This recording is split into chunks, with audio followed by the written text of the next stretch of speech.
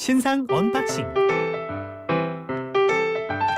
방송하면서 참 많은 주제를 다룹니다. 그래서 가끔씩 사람들이 어머 김 PD님은 어쩜 그걸 다 알아요? 라고들 하시는데요. 다 몰라요. 방송 마치고 스튜디오 밖 나가면요. 레드선 한 것처럼 한 개도 생각이 안 납니다. 정말 방송을 위한 넓고 얕은 지식을 갖고 있습니다.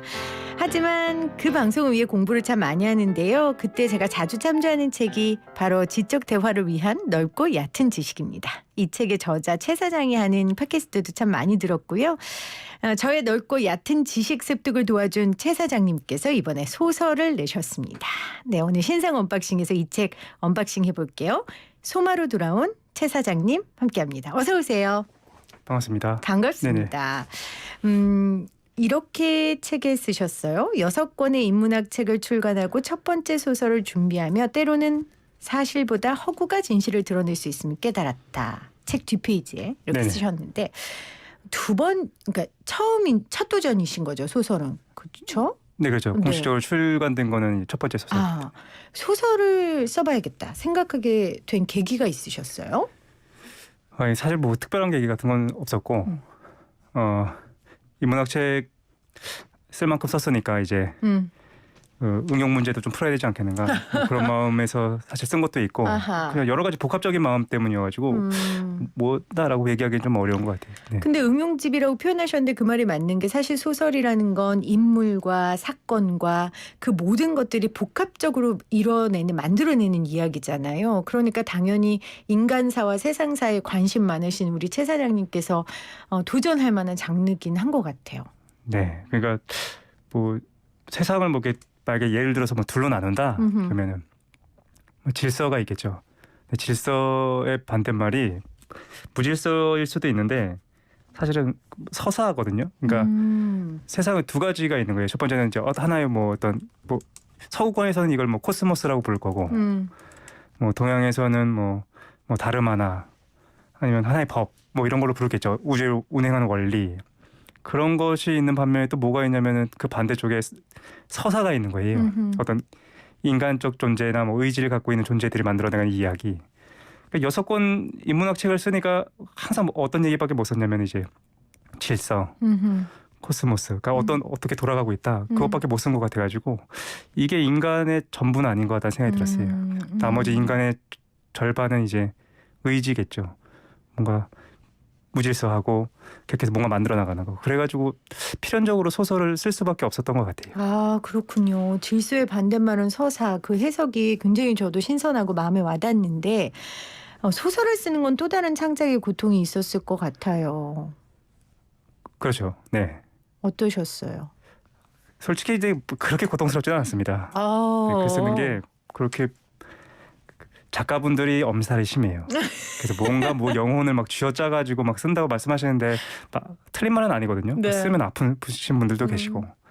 그런데 막상 힘들지 않게 살아가는 사람들이 아무도 없고 하루 종일 이제 그 어려운 그 어떤 자기한테 주어지는 것들을 해나가신 분들이 계신데 그런 거에 비하면 뭐 사실 작가가 글 쓰는 거는 사실은 편한 일이고 괜찮았던 것 같아요. 네, 근데 이제 이런 거죠. 그 전에 책들은 아까 말씀하셨던 이 세상의 질서에 대한 정리를 한번 해주셨던 거고, 지금 이건 작가님이 창조자가 돼서 서사를 만들어내신 거잖아요. 네네. 그렇죠. 그러면 쓰는 데 있어서 창작의 고통이라는 깊이와 넓이가 조금 달라지진 않을까? 그 장르 때문에 어떤 게 더 힘들고 그런 건 없는 것 같고 어떤 내용을 쓰는지가 힘든 것 같아요. 그러니까 예를 들어가지고 제가 지적 대화를 위한 넓고 얕은 지식 제로를 썼을 때 네. 너무 고통스러웠어요. 왜냐하면 이거는 한국 사회에서 말하지 않는 이제 뭐 동양의 어떤 근본에 대한 얘기고 이것이 사실에 부합해야 되고 그다음에 여러 가지 고전들을 전체에서 종합해내야 되는 거기 너무 고통스러웠는데 반면에 이제 소설 그에 비하면 좀 쉬웠던 것 같고 아니면 이제 역사나 경제 정치를 썼었던 뭐 지대너의 제로나 시민의 교양이나 지대너의 1권이나 시민의 교양이나 이런 거에 비해서는 좀 더 어려웠던 것 같고 그래서 뭐 특별히 소설이야 창작의 고통이다 그러진 않았습니다. 그렇군요. 네. 전형적인 질문을 전형적이지 않게 대답해 주셨는데 그래요? 네. 이런 엄살 좀 떨어야 되는데. 그게 전형적인 너무 힘들어가지고. 답인데. 네, 근데 제가 얘기를 들으면서 이런 생각이 들어요. 가득 이렇게 우리 작가님을 채웠던 그 인문학적 지식들이 그냥 자연스럽게 흘러 넘쳐서 이 소설이 나온 게 아닐까. 책을 읽으면서 저도 그런 생각을 했거든요. 네. 아닌가요? 사실 뭔가 이게 그렇다고 이제 편견이 있잖아요. 이제 인문학 쓴 사람이 쓴 소설이니까 뭐 계몽적이고 막 지식을 많이 넣고 근데 그러기가 싫어가지고 네. 사실 특별히 막 지식을 넣거나 막 그러진 않았어요. 지식을 계몽적으로 가르치신 건 아닌데 이 책의 배경이 풍부하죠. 네, 풍부하죠. 네네. 굉장히. 그리고 뭐 아주 성경에서 제가 보아왔음직한 사건들이라든지 아니면 불교의 용어라든지 뭐 네, 저는 맞아요. 그런 것들 또 이슬람의 뭐 역사라든지 이런 것들이 굉장히 광범위하게 섞여 있고 시의 적절하게 잘 표현했다라는 생각을 제가 책을 읽으면서 했거든요. 감사합니다. 되게 좋게 봐주셨네요. 저 굉장히 재밌게 읽었어요. 그 소마 이제 책 제목이 소마인데 어떤 책인지 간단하게 설명을 좀 해주시겠어요? 소마 그 구조는 간단합니다. 그래서 소마라고 하는 인물이 이제 유년기, 청년기, 장년기, 노년기를 거쳐가지고 이제 죽음에 이르는 과정에서 겪게 되는 인간적인 감정들에 대한 내용이고, 그러니까 줄거리는 별게 없어요. 이게 답니다. 맞아요. 네네. 줄거리는 말씀하신 대로 소마라는 인물의 인생이에요.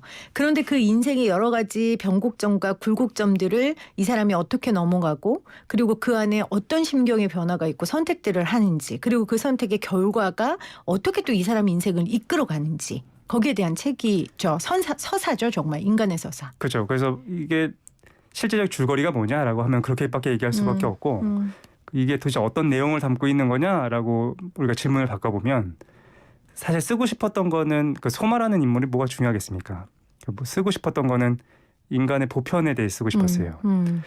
그 항상 궁금했거든요. 인간의 보편이라는 게 예를 들어서 보편이라는 건 두 가지 측면이 있겠죠. 시간적인 측면에서의 보편이 있을 거고 그러니까 고대부터 현대까지의 무수히 많은 인간들이 있었을 거고 공간적인 측면에서는 이제 서양도 있을 거고 동양도 있을 거고 이제 중앙아시아나 인도나 그 모든 인류 전체를 통틀었을 때 가장 보편적인 모습이 뭔가 항상 궁금했어요. 그 인간을 써야 되겠다라고 생각했어요. 가장 보편적인 인간. 시공간을 초월해서 보이는 가장 보편적인 인간. 네네. 그러면 좀 촌스러운 질문일 수도 있는데 그렇다면 그 가장 보편적인 모습을 드러내기 위한 배경이 한국사가 아니라 중세 시대에 뭐라고 표현해야 될까요? 허구 시대는 아니잖아요. 이걸 뭐라고 표현해야 될까요? 그러니까 시대도 사실은 계속 겹쳐 있어요. 시대도 그러니까 겹쳐 있고. 그 중세 고대부터 사실 시작하거든요. 고대 이제 인도의 사상에서부터 시작해가지고 그러니까 고대 그리고 이제 기독교 중심의 중세 그다음에 근대가 태동하기 초기에 어떤 공화정이 등장하는 그 모습 그런 시대적인 게 사실 이제 종합돼 있고. 그렇네요. 공간적인 측면에서도 사실 생각했었던 그 공간적인 측면이 코카서스 쪽이었어요. 그러니까 이제 어떻게 보면은 서양의 문화권과 동양의 문화권이 어떻게 되게 중첩되어 있는. 맞아요. 그러니까 인간의 모습이 가장 보편적인 모습을 쓰려다 보니까 뭐 그런 걸 선택할 수밖에 없습니다. 보편적인 모습을 그러니까 시공간을 초월한 보편적인 모습을 선택하다 보니 우리가 그냥 역사적으로 알고 있는 시공간이 아니라 그죠. 사실 한국을 쓸 필요가 없었던 거죠. 맞아요. 그래서 제가 촌스러운 질문이라고 전제를 붙였잖아요. 촌스럽습니다. 아닙니다. 아니에요. 신선한 질문이었어요. 네. 아니 신선했어요. 왜냐하면 이제 저는 작가님 여러 강의 같은 거 들으면 사람에 대한 이해가 깊고 또 한국 사람에 대한 이해 특징 이런 거 설명하시는 걸 되게 재미있게 봤거든요. 네. 그러니까 뭐 영원 회귀를 믿지 않아 순간을 살지 않고 한국 사람들은 모든 순간이 인내의 순간이었고 우리가 그런 굴곡이 역사적으로 많았으니까요. 그래서 인간의 보편적인 모습을 드러내려면 그냥 한국의 현대사나 배경도 좋지 않을까? 뭐 이런 생각을 해서 여쭤본 거였어요. 사실 뭐 한국이 중요하죠. 한국은 참 중요한 나라입니다. 그런데 우리가 오해하는 게 사람들이 오해하는 것 중에 하나가 뭐냐면은 자기를 어떤 자기 자신으로 아는 것이 아니라 어떤 범주로서의 어떤 특징으로 보거든요. 그러니까 예를 들어서 자기가 인간 혹은 한국인이라고 생각하는데 아닙니다. 그러니까 실제 자기는 한국인도 아니고 인간도 아니고 이걸 체험하고 있는 어떤 그 보편적 존재일 뿐이지 그래서 뭐 한국은 중요한 나라지만 이번에는 쓰지 않았어요. 제가 촌스러운 사람이었던 거 맞아요. 그러니까 아닙니다. 저 자체를 말씀하신 것처럼 보편적인 인간, 그냥 존재로 봐야 되는데 저도 제 테두리, 내가 갖고 있는 역사 그런 거에 대한 생각과 개념을 많이 갖고 있는 것 같아요. 그러다 보니까 이런 질문을 했던 걸로. 하지만 한국은 중요한 걸로 이 질문을 마무리하도록 하겠습니다. 자, 오늘 신상 언박싱에서는 최 사장의 첫 소설입니다. 첫 장편 소설 소마에 대한 이야기하고 있는데요. 저희 또 작가님이 그냥 빈손으로 오지 않으시고 책 몇 권을 좀 선물로 가져오셨어요. 샵 0945 우물정 0945로 여러분들 문자 보내주시면 최 사장의 첫 소설 소마 이 책 몇 권 저희가 보내드리도록 하겠습니다. 보편적인 인간에 대한 얘기를 하고 싶으셨고 한 인간의 그래서 저는 처음에 이 책 볼 때는 그 연을 쫓는 아이나 천 개의 찬란한 태양처럼 배경이 그래서 그랬는지 한 소년의 성장기가 아닐까 1장까지 읽을 땐 그 생각을 했어요. 근데 갈수록 인간의 미련함과 욕망을 뭐 여지없이 보여주더라고요. 그래서 작가님이 말하는 보편적인 인간은 글쎄 뭘까? 인간을 믿지 않나? 이런 인간의 욕망에 굉장히 약한 사람들인가? 뭐 이런 생각을 좀 부정적인 인간의 모습이라는 생각을 했어요.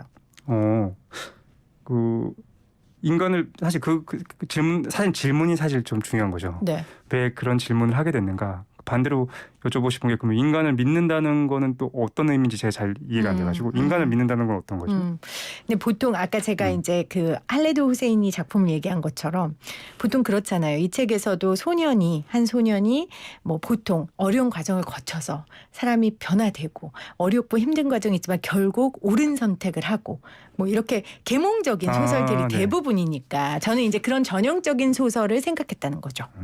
우리가 잘 모를 때 믿음을 갖는 것 같아요. 잘 모를 때 정보가 부족하다는 것의 다른 말이 믿음인 것 같거든요. 그러니까 우리가 뭘 잘 모르면은 그거를 이제 믿게 되는데 예를 들어서 이런 거죠. 그 어릴 때는 세상에 선악이 있다고 전 믿잖아요. 왜냐하면 모르기 때문에 세상을. 근데 어른이 되어고 나서야 야 선악이라는 게 그렇게 반드시 선명하게 구분되는 게 아니구나라는 거를 그때 알게 되는 거죠.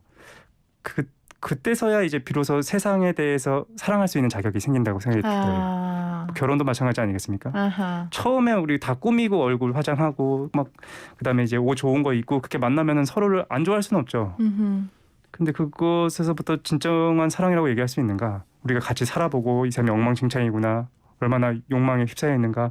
막 그런 것들을 봤을 때 마음이 멀어지겠죠. 하지만 비로소 그때야 그 사람을 사랑할 수 있는 조건이 형성된다는 생각이 들거든요.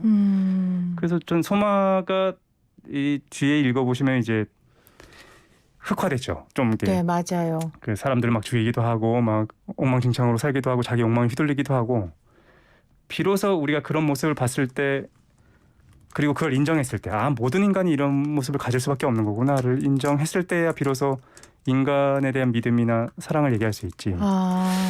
만약에 소마가 아름답게 영웅으로 끝났다.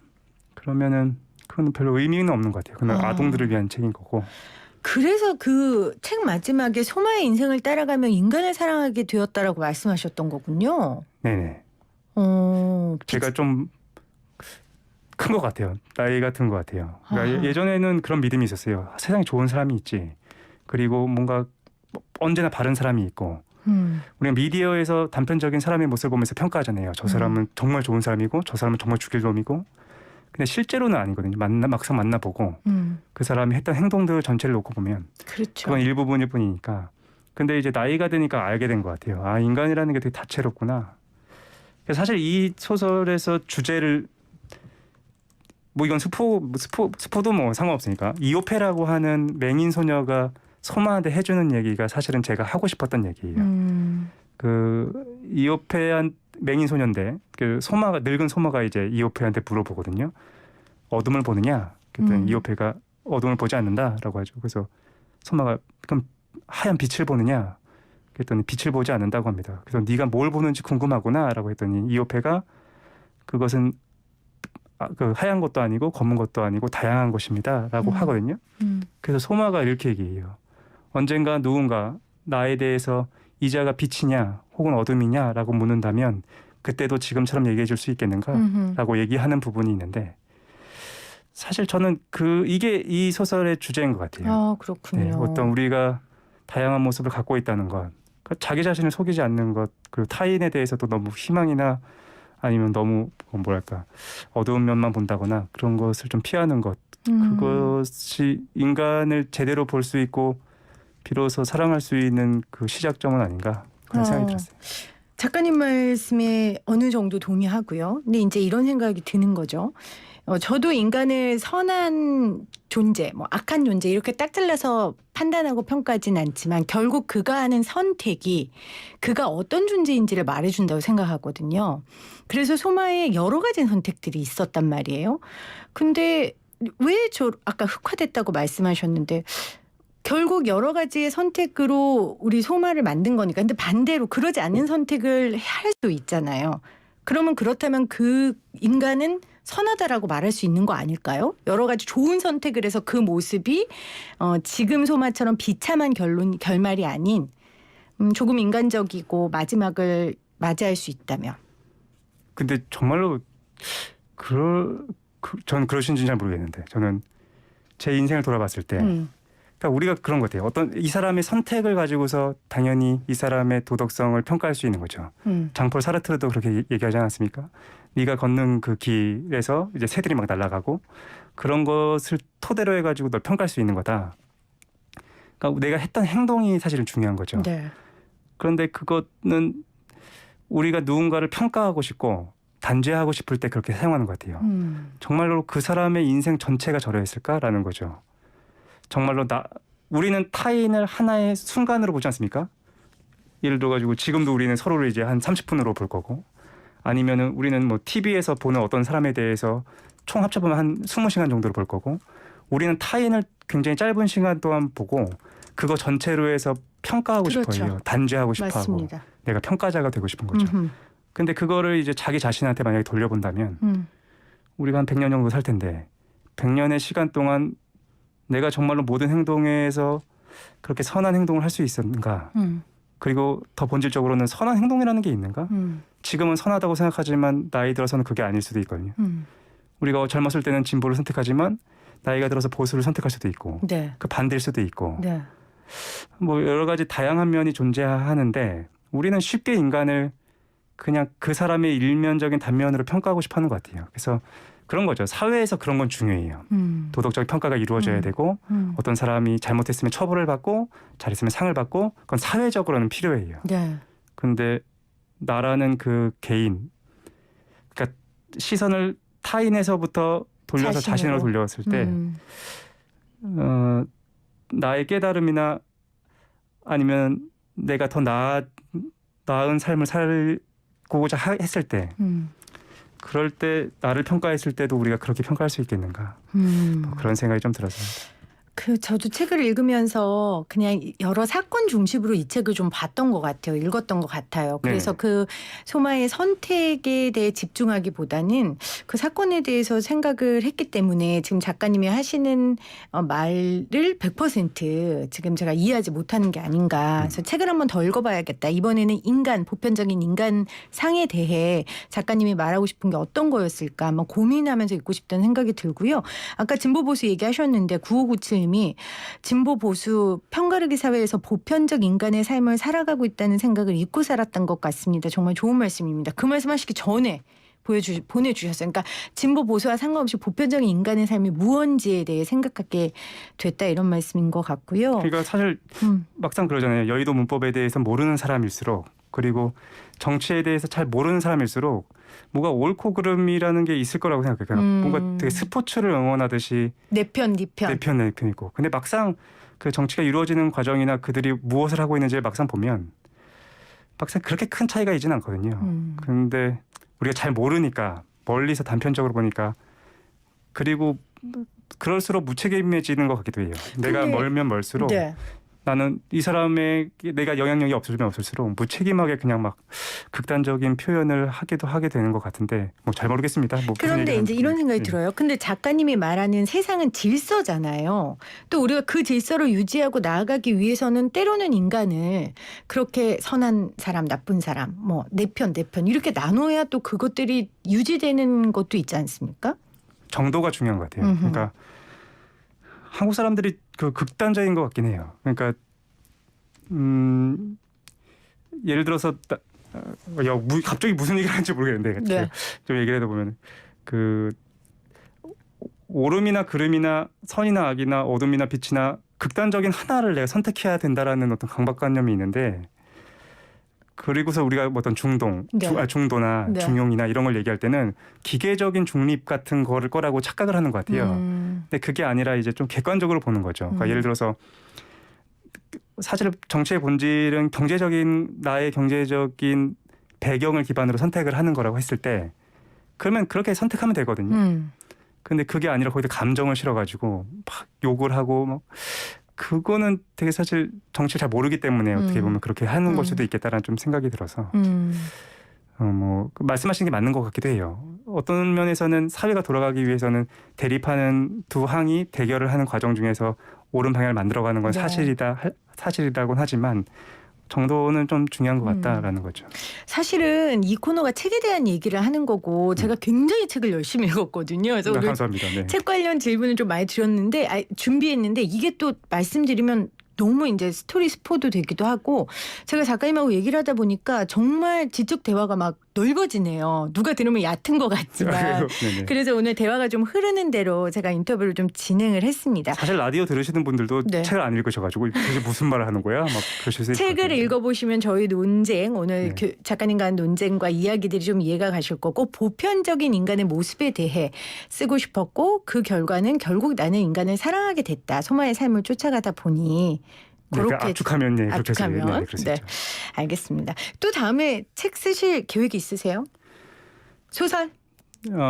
지금 6권 인문학 책이 나와가지고 거기에 좀 대응하는 6권 정도의 소설을 쓸 생각인데 소설이든 수필이든 네. 그 상황을 좀 봐가지고 알겠습니다. 하려고 합니다. 네. 많은 분들이 지금 뭐 고2 학생인데 작가님 책 너무 좋아요. 보내주세요. 그래서 많은 분들이 지금 문자 보내주고 계십니다. 저희가 선정해서 선물 보내드릴게요. 작가님 오늘 함께해 주셔서 고맙습니다. 감사합니다.